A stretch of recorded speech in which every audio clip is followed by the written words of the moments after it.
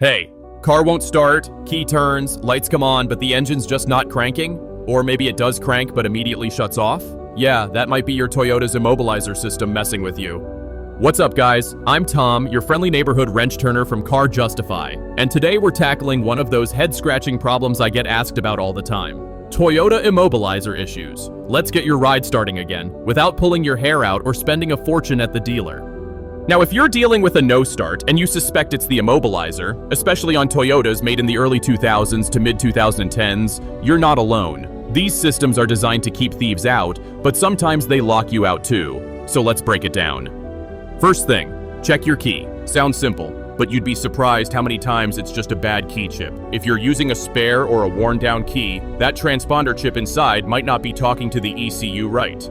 Try your original key if you've got one, or a different one if you've got more than one lying around.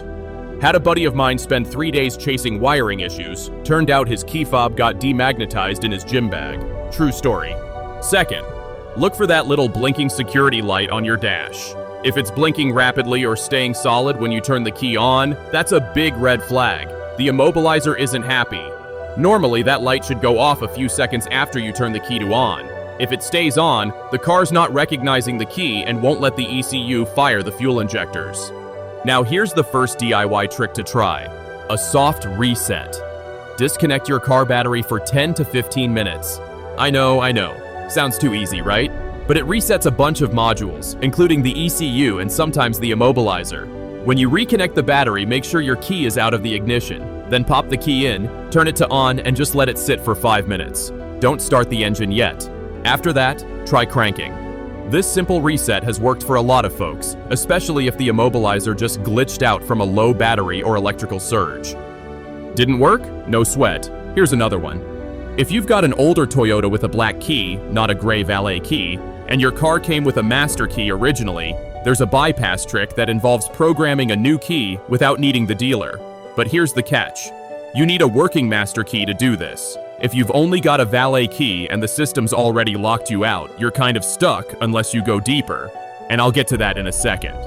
Alright, now let's talk about bypass options, because yeah, there are ways around this whole immobilizer drama, but they're a little more hands-on.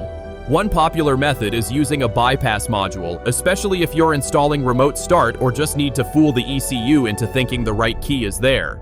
These modules aren't super expensive. You're looking at maybe 40 to 80 bucks online.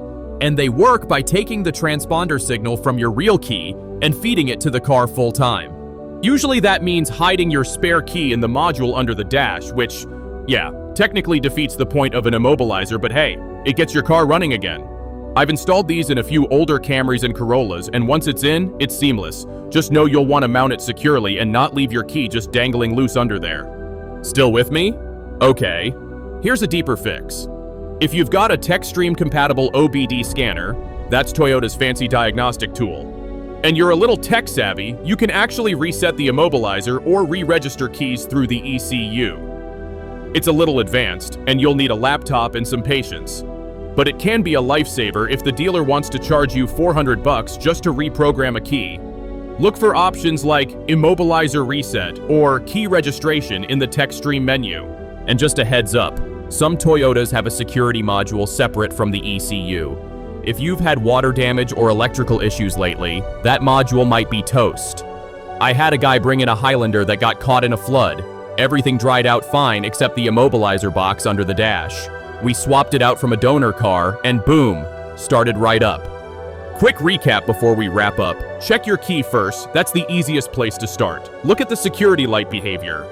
Try a battery disconnect reset. If that fails, consider a bypass module or go deeper with a TechStream tool. And if all else fails, a locksmith or mobile key pro might be cheaper than the dealership.